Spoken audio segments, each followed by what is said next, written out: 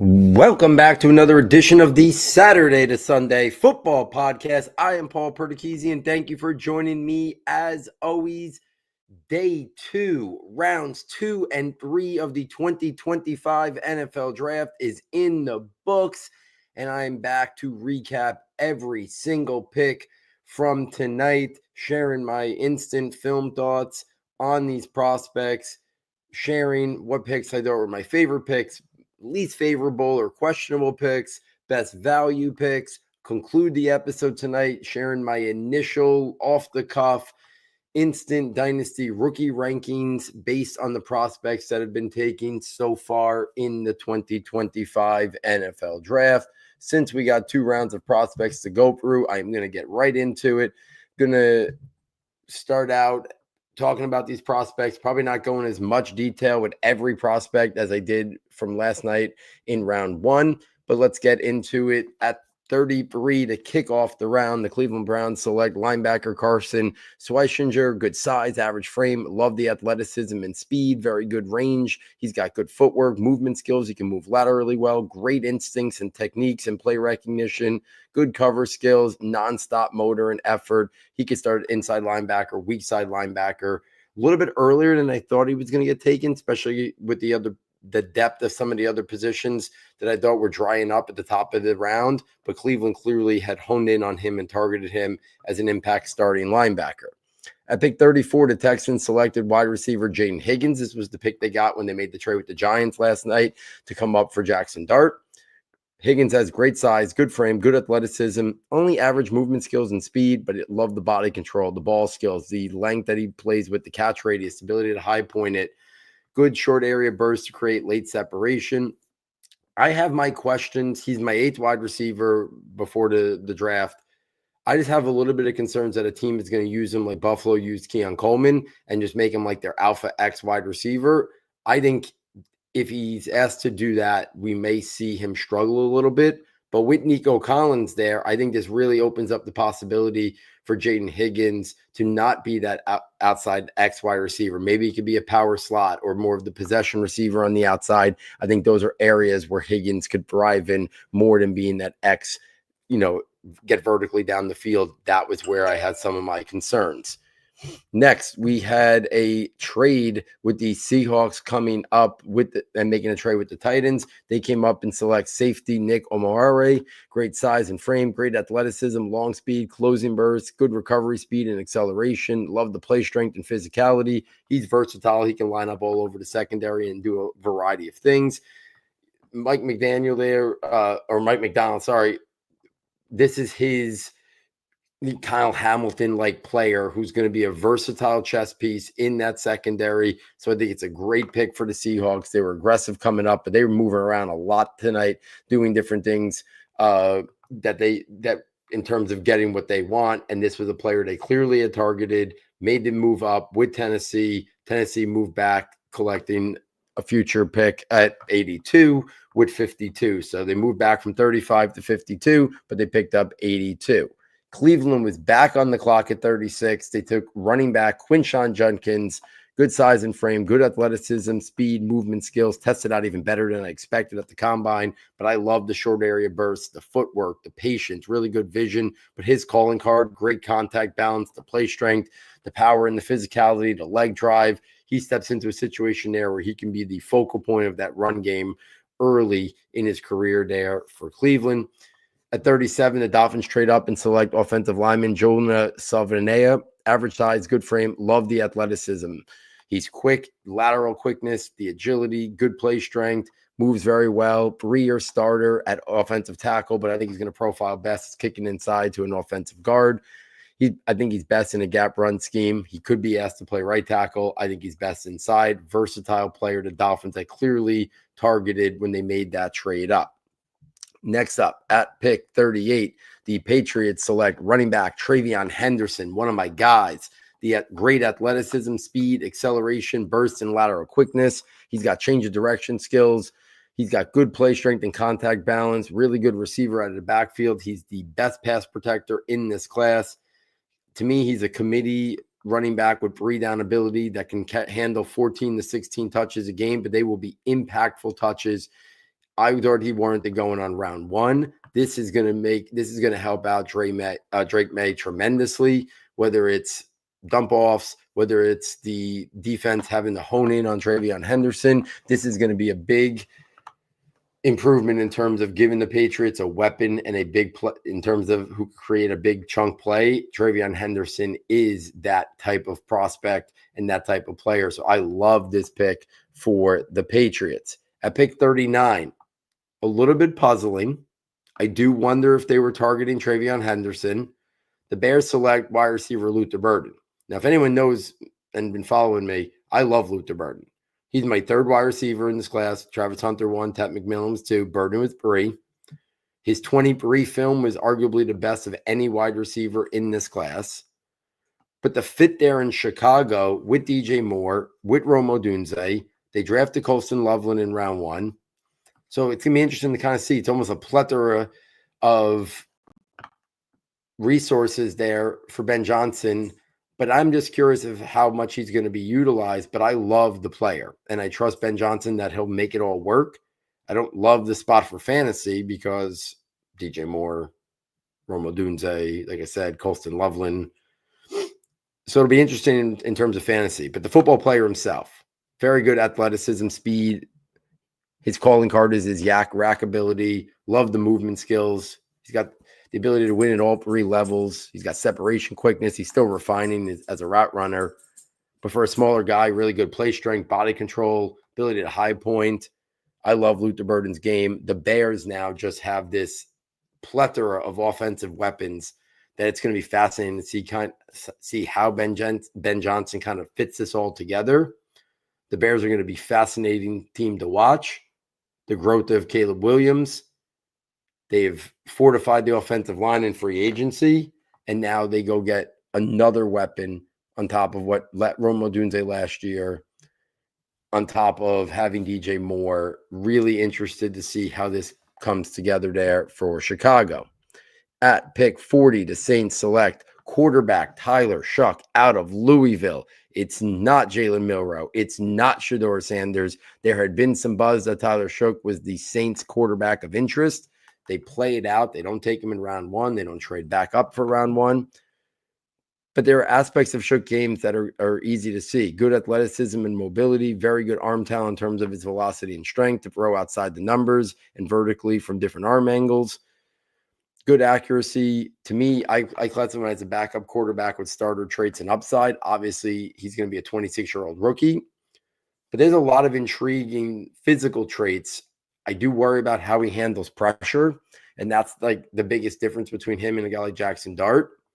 There are aspects of Shough's game that I like better than Jackson Dart, but Jackson Dart was arguably the best in college football as a quarterback in terms of handling pressure. And that really stood out. And obviously the Ute favors Dart tremendously, so there's a lot more development and growth possible. But Saints clearly like Tyler Shough. We'll see what happens with Derek Carr. I think we're going to get a chance to see Tyler Shough play a lot this year in his rookie year. Pick 41, the Bills traded up with the Bears, and then the Bills selected defensive tackle TJ Sanders. Good size, average frame, good athleticism, movement skills. I love the first step and short area quickness he plays with. He's got really good power, play strength and physicality, interior disruptor versus the run, and good pass rush traits as well. He'll step in and get a real opportunity to play a lot and develop into a starting defensive tackle there for Buffalo. The Jets, 42, one of my favorite prospects in the entire 2025 NFL draft. They select tight end Mason Taylor. I think he's going to be a better pro than college player. I like the athleticism, the fluidity, and the movement skills in which he possesses. He's got good body control, ball skills, hands. He's got good length, catch radius. He can be a good move blocker. To me, he's versatile to do a lot of different things at the tight end position. Next up, 43, the 49ers select defensive tackle Alfred Collins. Great size and frame. Athleticism is not his calling card, but he's got good movement skills for a bigger man. Good footwork, good short area and lateral quickness, great length, good hand usage. His calling card is he is a great run stuffer. And that is going to be Alfred Collins' his calling card at the next level. He's going to do a lot there to help that 49ers defense out. At pick 44, the Cowboys select edge rusher Donovan Ezeraku. A lot of people thought he was going to be a top 20 pick or definite first round pick. He falls out of the first round and he falls to pick 44 in the second round. But the Cowboys get an edge rusher with big time athleticism, bend off the edge, and arguably the best pass rush techniques of anybody, basically, arguably in the class in terms of his counter moves, in terms of the techniques that he plays with. So Ezeraku, really refined pass rusher at the next level. And I think it's going to translate when he's there for Dallas. Next up, at pick 45, the Colts select edge rusher JT Tumalala. Great size and frame. Athleticism and movement skills are only average. But he wins with his length, his play strength, his power, his toughness, his physicality. He's a power rusher, really good versus the run, high motor effort. There was late buzz that he could go late round 1 or early round 2. The Colts get good value at pick 45.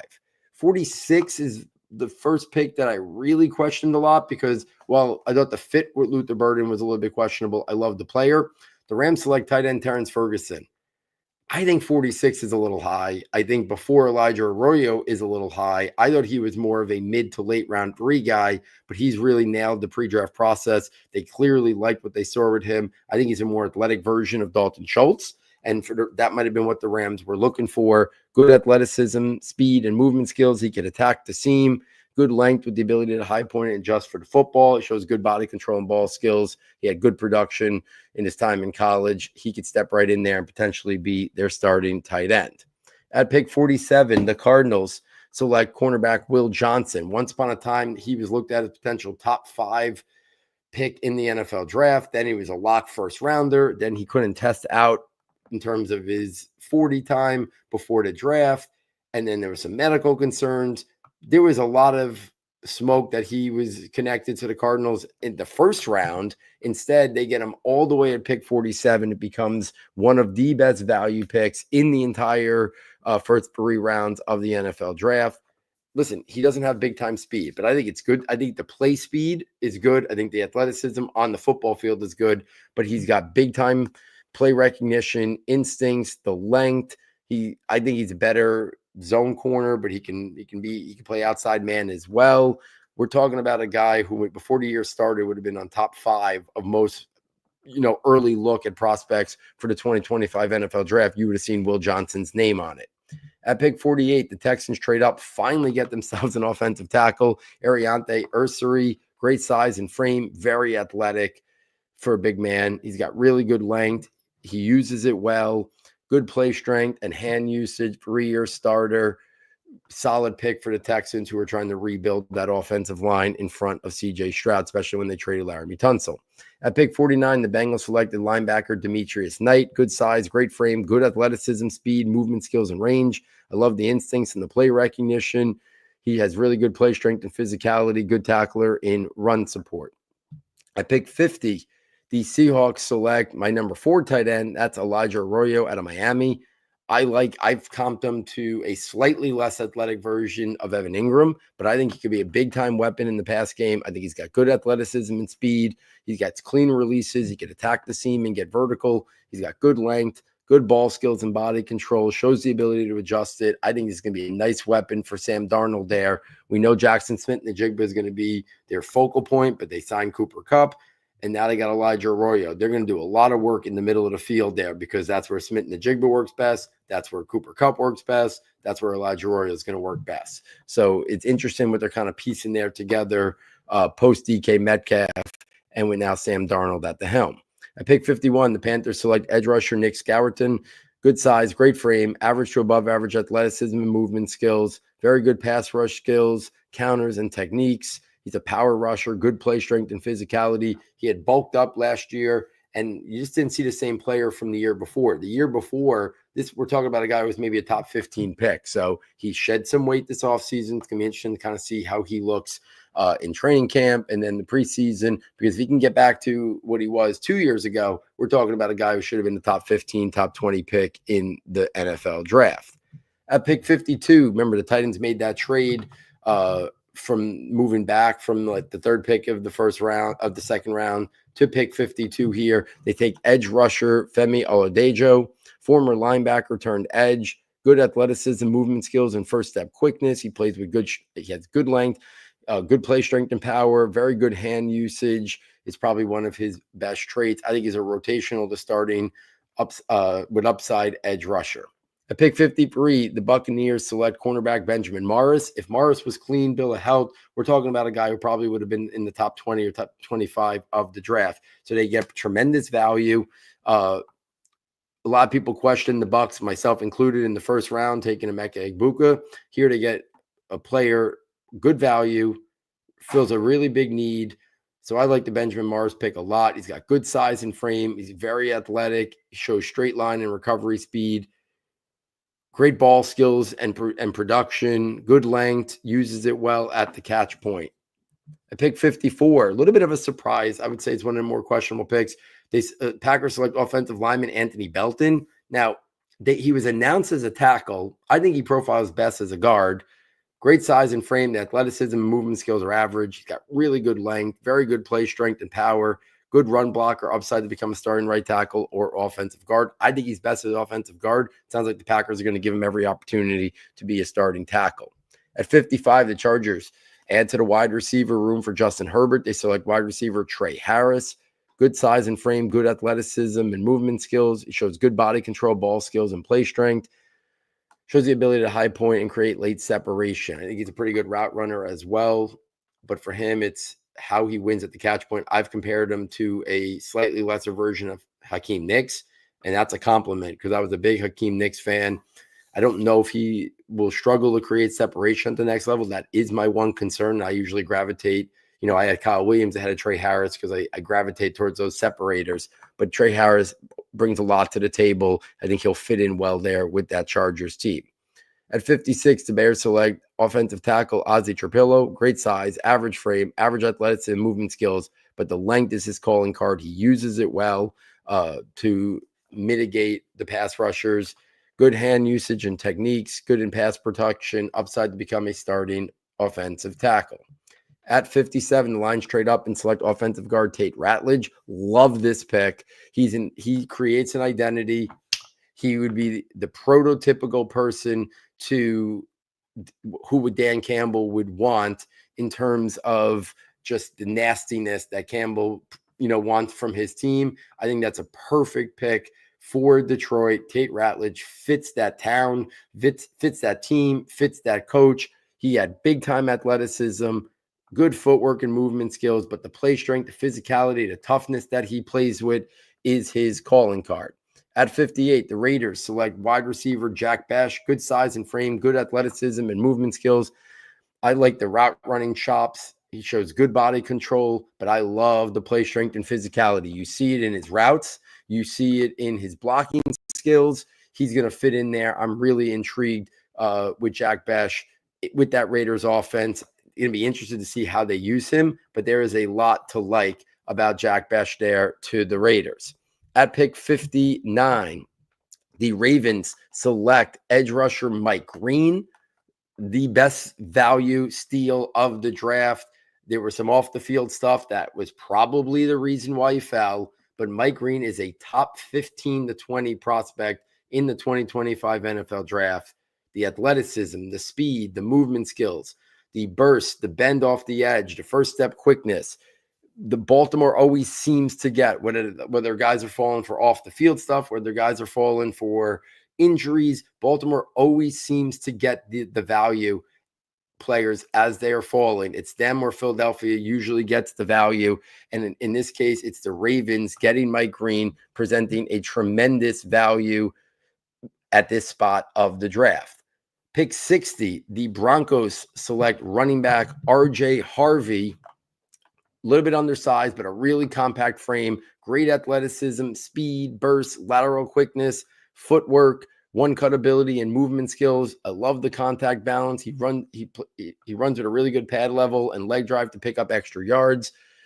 Surprised that he went that early. People were worried about the age, but in terms of running backs, I don't think people are really too worried about age because most people are playing for one contracts. So in terms of that, I think RJ Harvey could be an explosive runner there for Sean Payton. So I was a little early. I like the pick there for the Broncos. Hold on one second.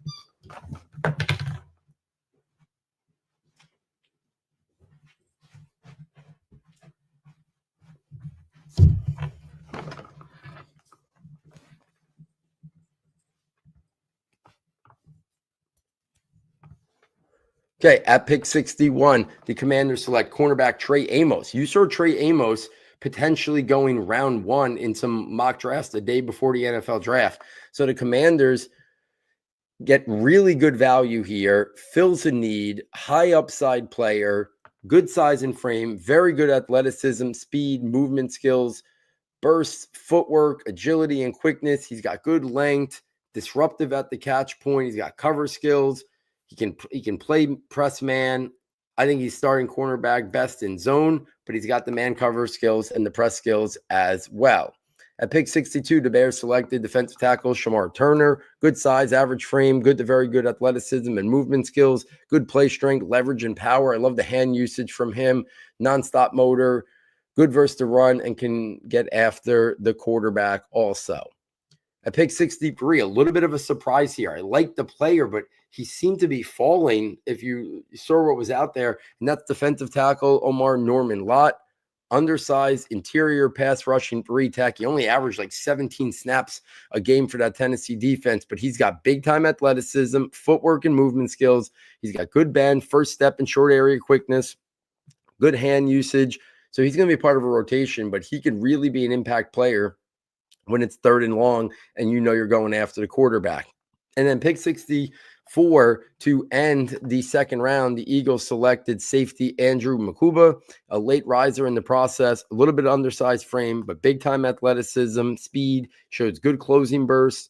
I like the footwork and the agility that he plays with. He's got really good ball skills, instincts, and play recognition. He was a 4-year starter, a lot of upside there with that pick. At pick 65, the Giants kicked off the 3rd round of the NFL draft. They selected one of my guys, and I was really excited. I thought this prospect was going to go in the 2nd round, potentially. If the Giants take him, if they had kept pick 34, I would have been happy with this pick at 34. So the fact that at 65, the Giants select defensive tackle Darius Alexander, good size and frame, really good athleticism, movement skills, bend and short area, and first step quickness. He looked dominant at times at the Senior Bowl, showed that he can step up from the level of competition coming out of Toledo. He's got good hand usage. He can get after the quarterback. We're now talking about a Giants defensive line that's going to have Dexter Lawrence. When Darius Alexander is ready, he's going to emerge, I think, as the clear guy next to Dexter Lawrence. And then you're talking about bookending that with Abdul Carter, Brian Burns, and Kayvon Thibodeau. On clear passing downs, all 5 of those guys are going to be on the field at the exact same time trying to get after the quarterback. The Giants have made it known. They have created their identity. They have a very good, very talented, I should say, young secondary, two big-time additions in free agency and recent draft picks that they're hoping develop into really good players in Deonte Banks, Drew Phillips, and Tyler Newman from last year. At pick 66, the Chiefs select edge rusher Ashton Gelade. Average size, great frame, above average athleticism. But his calling card is his play strength, his power, his hand usage, create good pass rush skills. To me, he could be a starting edge defender and help out the Chiefs there once he's acclimated and put into the starting lineup. At pick 67, the Browns select tight end Harold Fannin Jr. A little bit surprised with David Njoku there, but Njoku's got 1 year left on his contract, so maybe they're thinking the heir apparent to him. I think Stefanski will find ways to use Harold Fannin this year in a variety of ways, probably maybe like an H-back role, a little bit undersized, obviously, not that traditional size, but he's got his play speed and athleticism were better than what he timed at. Obviously, he did not have a good combine performance, but he's got good route running ability, late separation ability. He's got great hands, great ball skills, great body control, elite production. A lot to like about Hal Fannin's game. Going to be interested to see how the Browns use him at the next level. At pick 68, the Raiders select cornerback Darian Porter. Great size, good frame, big-time athleticism, the speed, the closing burst, the movement skills, good ball skills and length to disrupt the catch point, upside to be a starting outside cornerback, and an elite special teams player, has a lot of block punts in his career. At pick 69, one of my favorite picks and a really good value, I think, as well, the Patriots select Kyle Williams. He was one of my guys.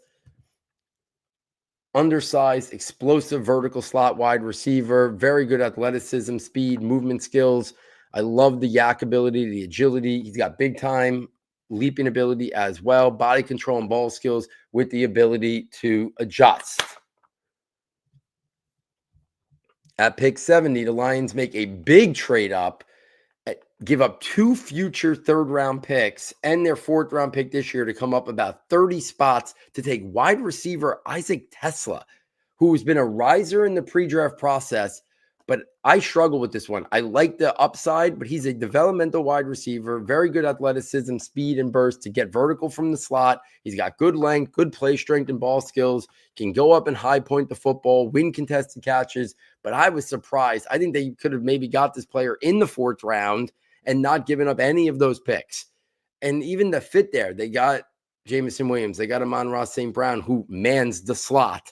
They have Sam Laporta. So to me, it's questionable why you would give up all those assets to take a guy who profiles best as a big slot at the next level when you have those other offensive weapons in place, and you had to give up 3 picks, valuable picks, to move up to get Isaac Tesla. So that was definitely one of the most questionable moves of tonight.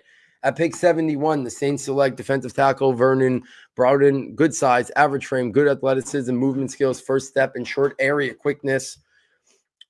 I was a little surprised that he was going to go more in round 4, but he's got good length. To me, he's a rotational 3-tech defensive tackle. Very good first step and short area quickness. At pick 72, the Bills selected edge rusher Landon Jackson. Actually, surprised that Landon Jackson lasted this long. He fits what the Bills want. They always like those power defensive ends that play to run well, can get 6 to 10 sacks. That's Landon Jackson. He's got rare size, great frame, really good athleticism. He's got speed and short area quickness. He's got really good length, good hand usage, high energy and high motor player. A lot to like about Landon Jackson's game.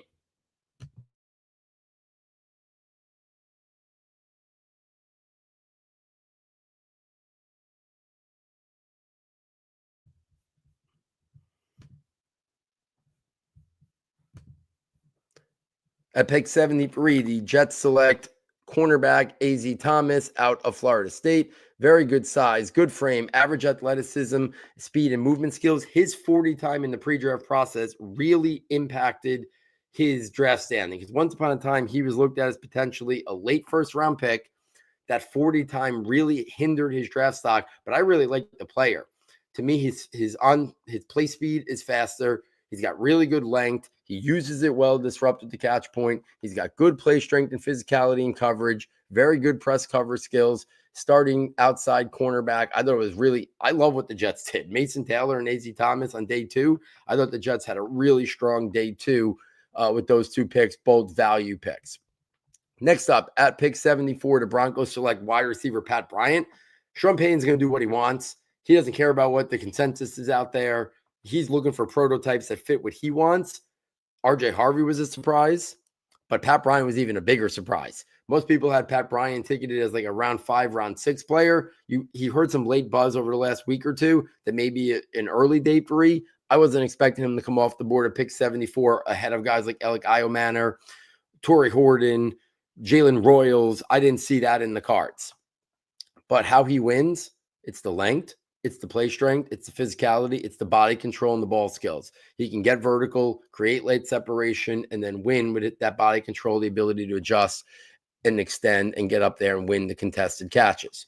49ers select rising linebacker prospect Nick Martin. Mel Kiper's been talking about him for weeks as one of his favorite under-the-radar prospect. A little bit undersized, more of a sub-package linebacker, but he's got upside to become a starter. The league is a sub-package league now, so he's going to play a lot. Very good athleticism, speed, footwork, and movement skills. He's a really good blitzer. He had big-time production 2 years ago. So 49ers looking to remake that linebacker room, and I think Nick Martin could be a big part of that moving forward. Cowboys at 76 get one of my guys, and it's one of the best value picks of the draft. That happened now with Will Johnson, a cornerback, and it also happened with Siobhan Revelle Jr. If he was completely healthy, we're talking about a guy who probably goes in the top 20. Injury caused them all to fall to 76. But he's got big-time athleticism, speed, and burst, good movement skills and footwork, great length with press cover skills, can disrupt at the catch point, good play strength, good in run support. This was a steal of a pick for the Cowboys at pick 76. At pick 77, the Panthers select edge rusher Princely Umame, good size and frame, good to very good athleticism, speed, and movement skills. He shows closing bursts. I love the first step quickness and bend off the edge. Good pass rush skills and explosiveness. He's got really good length, starting edge rusher at the next level. Next up, at 78, the Cardinals select edge rusher Jordan Birch. I thought he was going round 2, so I thought this was a really good value pick. He's versatile to play up and down the defensive line. He can be a defensive end. He can be a 5-tack DE. He can kick inside and rush in sub packages from the interior. Really good length. Plays with good play strength. High motor, effort player. He's got some bend off the edge. He's got athleticism. Jordan Birch, really impressive in terms of the physical traits he possesses. At pick 79, the Texans go back to the Iowa State wide receiver well and select wide receiver Jalen Noel, my guy. He was a top 6 wide receiver for me in this class. Big-time athleticism, big-time speed, burst acceleration. I think he's somewhere on that Josh Downs, Christian Kirk, Ladd McConkey spectrum. I loved the Jalen Noel pick here. It's going to be interesting to kind of see how the Texans play this. They have, obviously, Nico Collins. They have Jaden Higgins. They have Jalen Noel in the year, hopefully this year, but most likely the following year, they'll get back Tank Dell. So they have remade that wide receiver room, giving CJ Stroud all the weapons he could possibly need. It's can they get good play and can they fortify that offensive line? That is still very much a question. They didn't do a ton to fortify it, but hopefully some of the picks they got do help that. But I love Jalen Noel. That's on my short list, too, of best value picks of the draft. Arguably one of my least favorite picks in this, the Colts select cornerback Justin Whaley. I just thought there were some better cornerbacks available. I thought he was more of a mid to late 4th.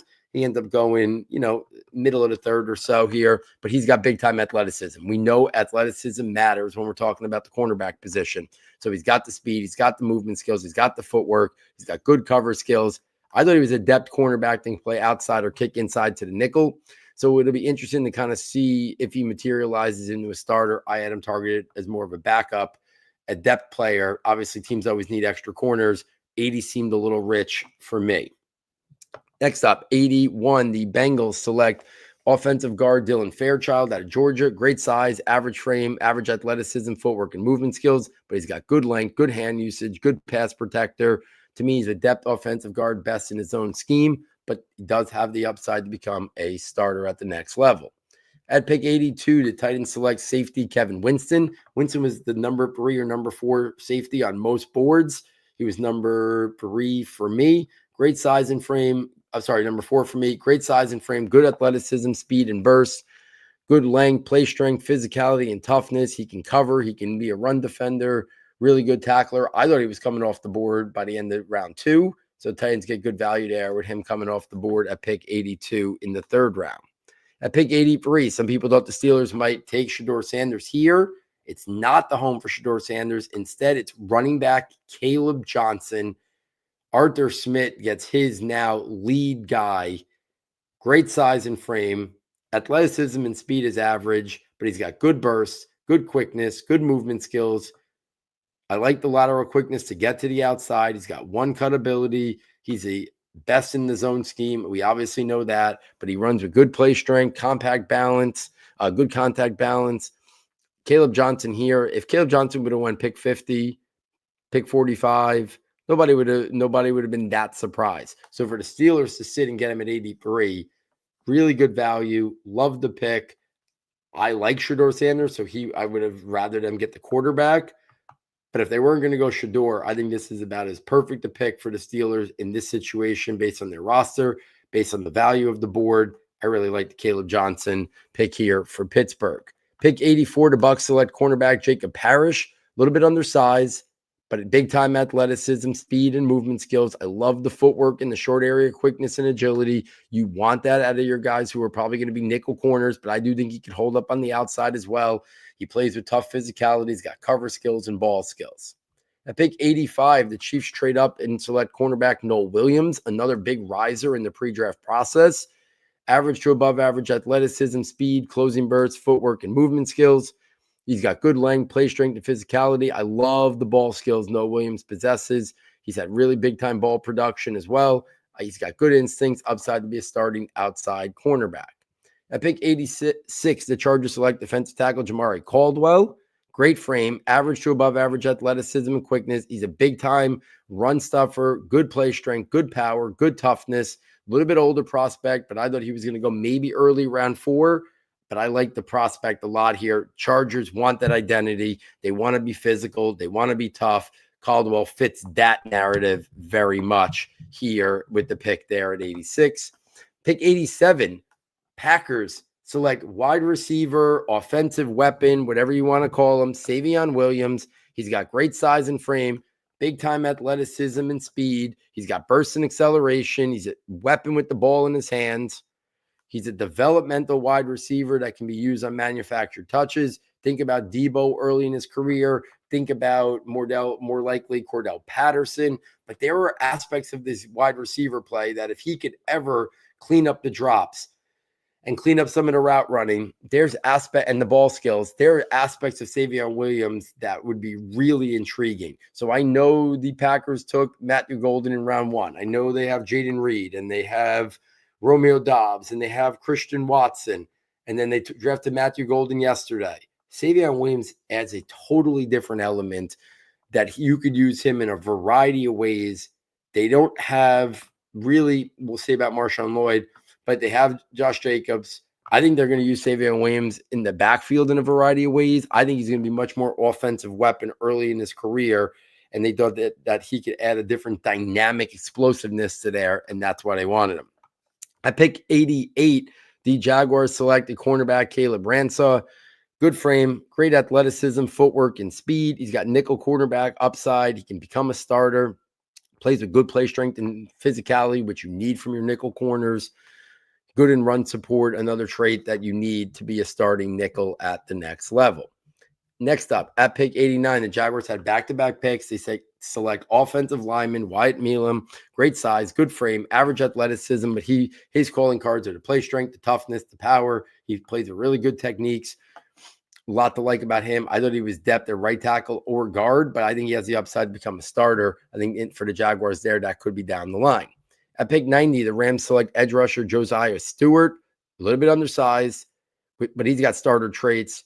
To me, the play speed and the on-field athleticism are very good. I know his testing didn't live up to what I think people expected, but when I watched him play, I never once said this guy is lacking for athleticism. To me, he's got a good first step, good short area quickness.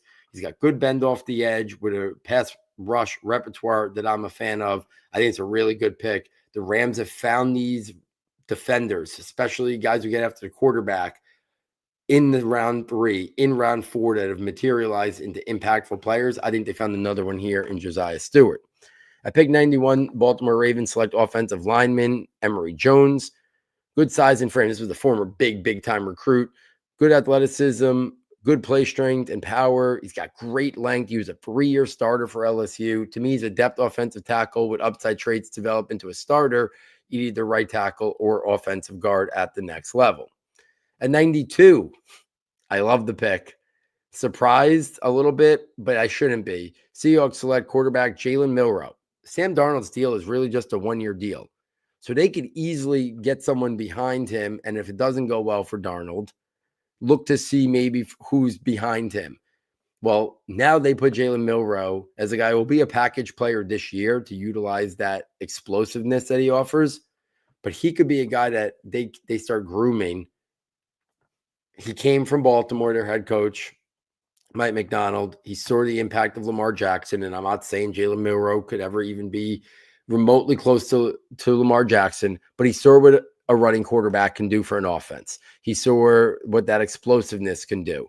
So I think he looks at Jalen Milroe and says, at this point in the draft, with only 1 year really guaranteed to Sam Darnold, why not take a chance on Jalen Milroe? We could use him in a variety of ways as an offensive weapon. And if he develops some of the aspects of his quarterbacking that need developing, maybe we can find the starter with a big-time ceiling down the line. So I love the upside bet because we're talking about a guy with special athleticism for a quarterback.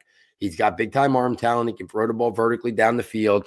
Obviously, the accuracy and the ball placement and the progressions and the mental processing aspect of a quarterback, there's still a lot of development, but he's a great kid, military family background.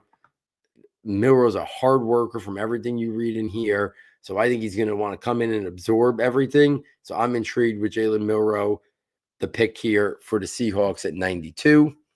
Next up, at pick 93, the Saints select safety Jonas Senker. He's got good athleticism and movement skills. I like the closing burst. He's got length and play strength, good in run support. Most people had him ticketed as a late round 3, early 4, and that's where he comes off the board. Pick 94, I don't get it. I'm confused by it. The Cleveland Browns select a quarterback, but it's not Shedeur Sanders. It's Dylan Gabriel, undersized quarterback, good athleticism, rushing, and mobility, good accuracy in the short to intermediate. I think it wanes once it starts to get a little more vertical. He's got good decision-making, mental processing, and poise. He's got clean mechanics, above average arm talent in terms of velocity and strength. He's a prototypical backup quarterback. And if you told me they drafted him in round 4 or 5, I would be okay with it. But I don't understand it for a variety of reasons. One, I don't know how you take him over Shedeur Sanders. At this point now, it really seems like a little bit of what's going on with Shedeur Sanders right now is a little bit of Tim Tebow, Colin Kaepernick-esque situation. And what do I mean by that is if a team doesn't like the prospect enough to be a starting quarterback or their future franchise quarterback, and I think what teams have done, there are questions about that. Maybe it was really only the Giants, and the Giants front office liked him, but the coaching staff preferred Jackson Dart. But these other teams, the Saints made it clear they didn't want him. They preferred Tyler Shuck. The Seahawks made it clear they preferred Jalen Milrow at this instance. And then the Browns made it clear that they preferred Dylan Gabriel. The Steelers passed on him multiple times tonight. The Raiders passed on him multiple times tonight. So now we get into this weird situation that has some Tim Tebow and Colin Kaepernick vibes. There's always going to be some attention if you have Shedeur Sanders. No NFL team wants their third string quarterback or even developmental backup quarterback to be someone who stirs the pot. I am now concerned that I don't know if Shedeur Sanders gets drafted. Because are you going to want a 4th or 5th round rookie to generate all this atmosphere of everyone asking about him, asking Dion about him, and then Dion commenting about your team? And I'm nervous for Shedeur that teams are going to just say, we don't want to deal with that. Because Colin Kaepernick, if we just evaluate him as the football player, should have been never blackballed from the National Football League. And even when he wanted to get back in, there were tons of teams that he could have been your backup quarterback. And even Tim Tebow.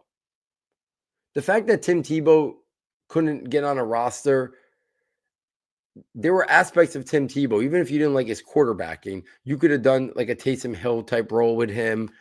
But there were teams that he would have been a better backup quarterback or third string than other people who had a job.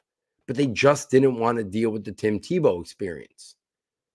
Teams didn't want to deal with the Colin Kaepernick experience, and I do wonder if some of that's going on with Shedeur Sanders right now. At pick 95, tremendous value. Everything the Patriots have done has been spot on how you create an infrastructure around your franchise young quarterback. They get him a big-time running back who's a playmaker in Travion Henderson. They selected Will Campbell in the first round. Here they select Jared Wilson, who some people thought was the clear best center in the class and could have been a top 50 pick. They get him at 95. Very good athleticism, movement, skills, footwork, upside to be starting center, best in his own run scheme. And then they drafted Kyle Williams. A++ job for what the Patriots have done to create an environment to support Drake May. Unbelievable process. for what they've done the first 2 days of the draft. Falcons move up in a small trade from 101 to 96. They get a tremendous value pick in Xavier Watts. If Xavier Watts is healthy, I think he's a top 50 player in this class. Most of the big-time draft analysts, Brugler, DJ, Kuiper, they all had Xavier Watts in that 50 to 55 range. Because while I know the athleticism didn't test out well in the pre-draft process, I think his play speed is fine. It's not going to hinder him. But he's got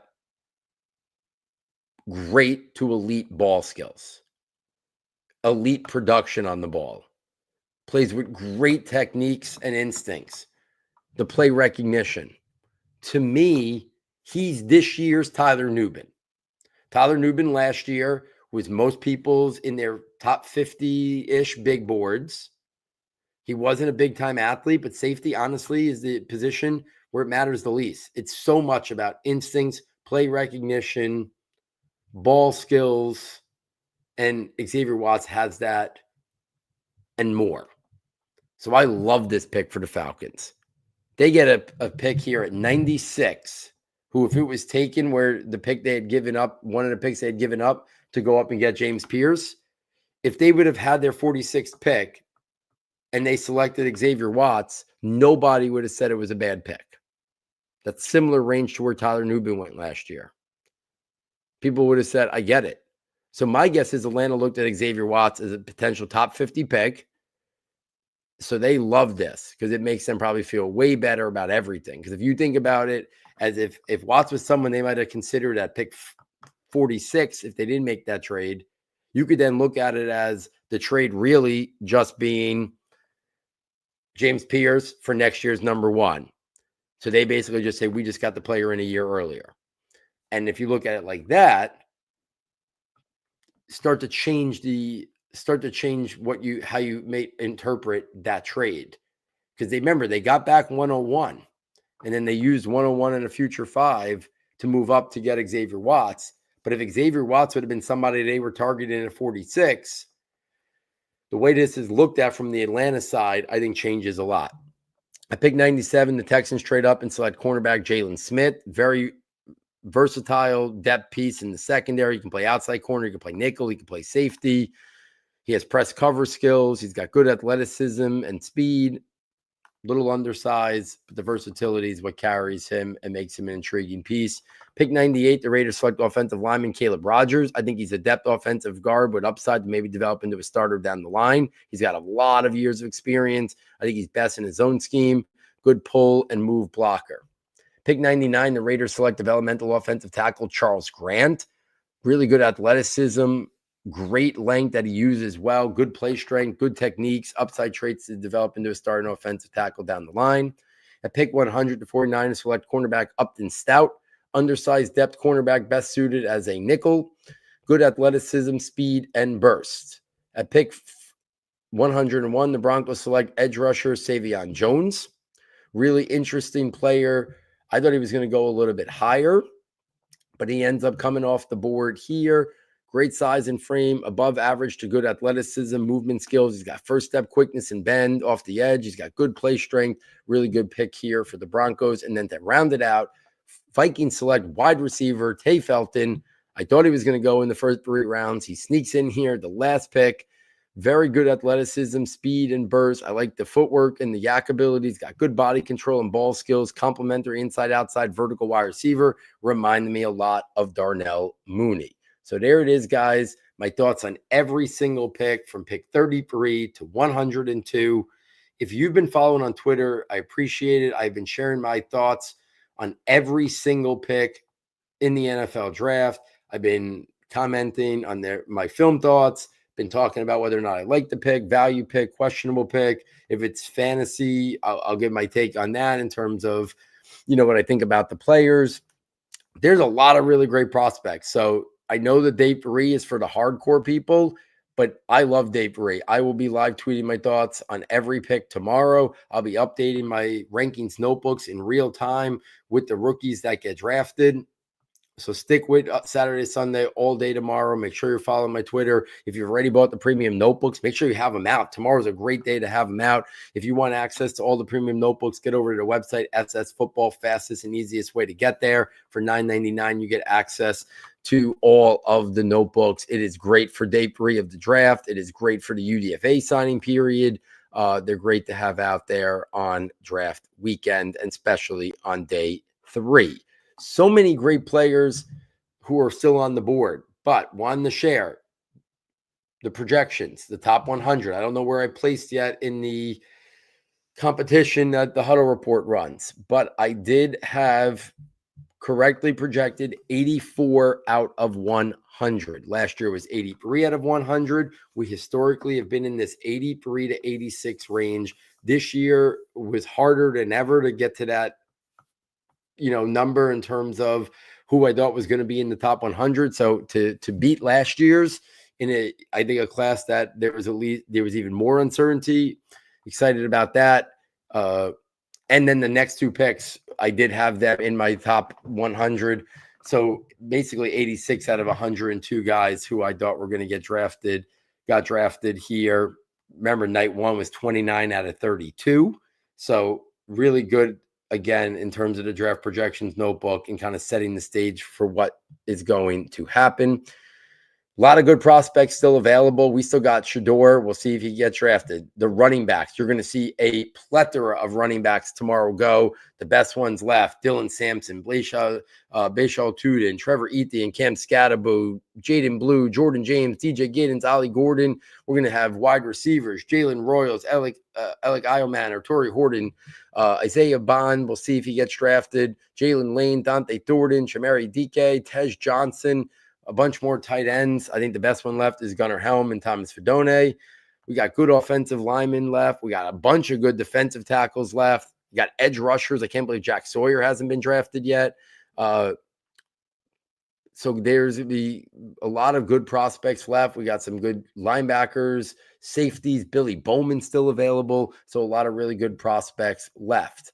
Want to close out the episode tonight with where my Dynasty rookie rankings lie right now. The quarterback position, it's Cam Ward 1, Jackson Dart 2, Tyler Shuck 3, Jalen Milroe 4, Dylan Gabriel 5. At the running back position, it's Ashton Genty, obviously, at number 1, Omarion Hampton at number 2. I think it's very hard to sort between Travion Henderson and Quinshon Judkins, because I had Travion Henderson slightly higher than Judkins in my pre-draft, and I think they're both going to be given a good opportunity here. I stuck with that for right now, but that could easily move around. But Henderson 3, Judkins 4, Caleb Johnson 5, and RJ Harvey 6. But I love all 6 landing spots. I didn't create a big board just yet, integrating all the positions, but those 6 guys are going to be higher than a lot of wide receivers for me that might have higher draft capital, because I love all 6 of those landing spots for those running backs. At the tight end position, my rankings would be Colston Loveland 1, Tyler Warren 2, Mason Taylor 3, Elijah Arroyo 4, Terrence Ferguson 5, Harold Fannin 6.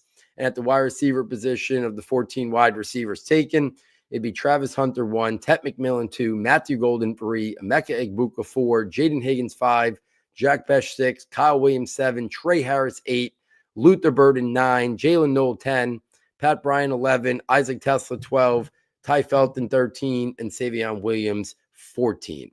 So during tomorrow, tons more skill players will be drafted. I will add them in real time into the draft, into these rankings notebook in the new tab titled 2025 Dynasty Rookie Rankings. Guys, I hope you're enjoying this content. Get over to the website, SS Football. Check out the premium content tab. If you could help us out and support us, every dollar goes right back into the company, and we greatly appreciate it. So hopefully you get a chance to check out the premium notebooks. If you have any questions, do not hesitate to reach out to me, and I will answer every single question. You can reach out individual questions about your Dynasty League, stuff like that. I love answering questions about anything Dynasty Rookie related. If it just in terms of the NFL draft, you can reach out to me if you want more thoughts on your favorite team, the favorite prospects, how the prospect fits your team. I will love to interact. I will go through and make sure I answer any questions that anybody sends me. So, one more day. It's the long one. There'll be another recap show tomorrow night. And then sometime on Sunday, there will be a full episode dedicated to my Dynasty Rookie Rankings. So if people have drafts starting, I know some people have drafts starting Sunday night, some start next week. I will share my thoughts. But again, that's my initial thoughts. I update it and edit it constantly. So that's one of the perks of the Rankings Notebook. You will see all those updates constantly in the Rankings Notebook, but we'll do a whole podcast sharing my initial ranks once we see all the prospects taken tomorrow on day 3 of the NFL Draft. So on behalf of our sound tech engineer, David Nakano, and myself, thank you for joining us, and we look forward next time taking you from Saturday to Sunday.